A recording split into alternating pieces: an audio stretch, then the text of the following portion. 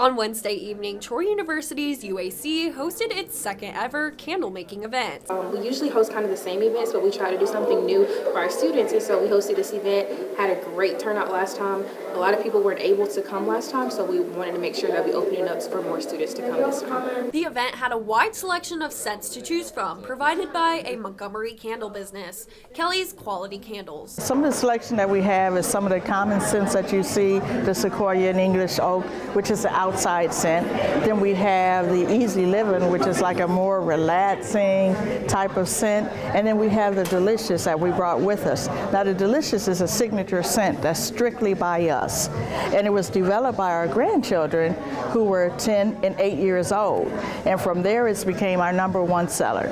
Kelly was the speaker at the event and taught participants the candle making steps.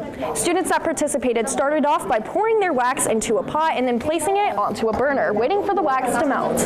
Right now I'm mixing the wax to help it melt faster.